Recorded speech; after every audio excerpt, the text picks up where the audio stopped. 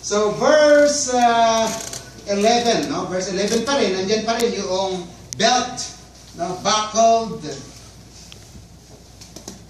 around your waist. Na alam nyo, sa Isaiah chapter 11 verse 5, ay binanggit din po yan doon, no?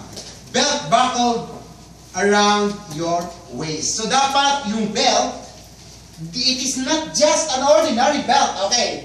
The big one, nakita pa natin yan, no? Hindi po niya ganito lang yung belt na yon. No, ano yan? Talagang prepared for, kasi ang belt, ano ba yung nakalagay doon? Yung sword, di ba? Oo. So, kailangan maano yun? Kailangan maganda ang pagkasuot mo doon, no? Hindi lang basta-basta isuot mo. Hindi siya malulus, no? Kailangan eksakto, tama lang. Okay? Belt, buckled, sabi nga, around your waist. So,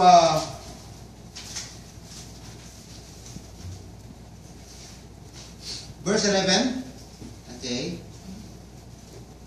or 12, for the struggle is not against the flesh. Then, verse 13, put on the full armor so that when the day of evil, stand firm. Verse 14, with the belt, belt of truth buckled around your waist.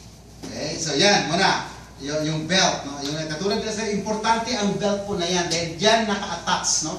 Yung mga iba pang part, no, ng panlaban natin, no, sa kaaway. With, sabi na, the breastplate of righteousness in place. Okay.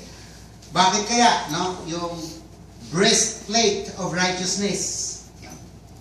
Bakit kaya yun? Yung heart natin, na depensa yan eh. Okay? Dinidipinsahan yan, no, yung ating puso. Kasi kung ano ang laman ng puso, no, yun ang lumalabas. Di ba? Oo, sa ating mga labi. Kaya mag-ingat kayo ngayon. Ano bang laman ng puso ninyo? Okay.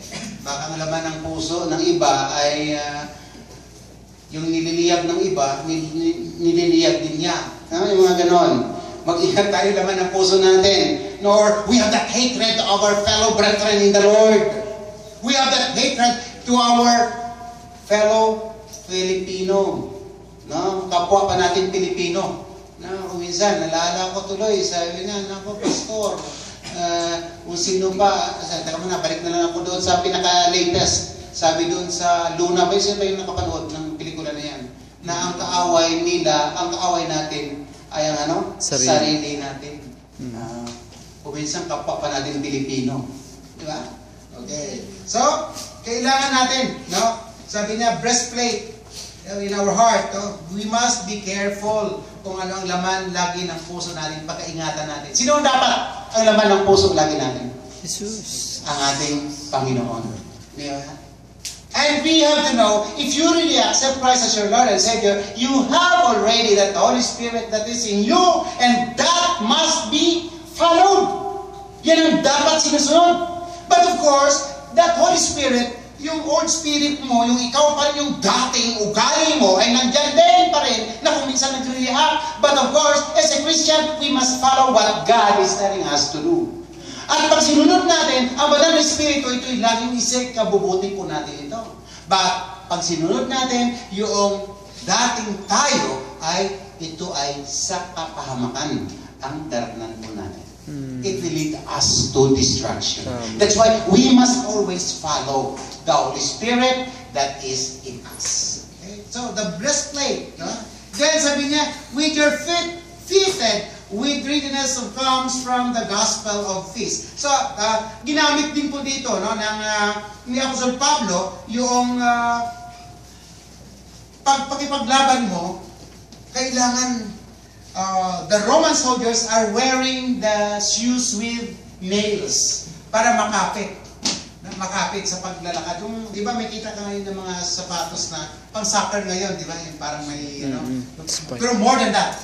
Yun ang kinuha dito. Ibig sabihin, para maging matatag ang bawat hakbang mo. Okay? Okay. So sabi niya, readiness that comes from the gospel of peace. Meaning, kailangan may maayos lagi tayong relasyon, una sa lahat, mismo sa ating Panginoon.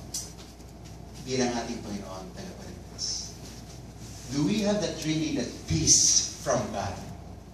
Naranasan ba natin yung kapayapaan talaga mula sa ating Panginoon? Amen. Have you ever experienced that? Amen. Have you ever experienced? Yes. Not yet. Not yet? Yeah. Naranasan ba niyo ang totoong kapayapaan mula sa Diyos? Yes. Palakpakan po natin ating Panginoon. I don't know. I'm not too sure. Because it is out for you. Kayo yan.